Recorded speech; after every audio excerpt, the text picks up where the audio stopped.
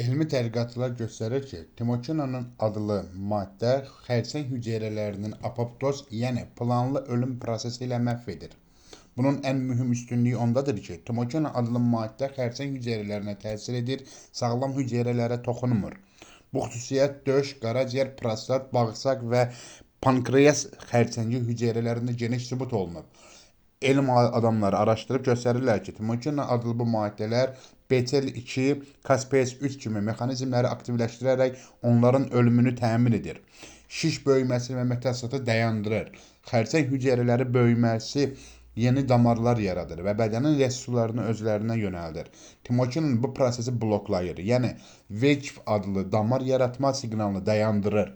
Bu şiş qida çatışmazlığı ilə üzləşməsinə səbəb olur və böyüməni zəiflədir.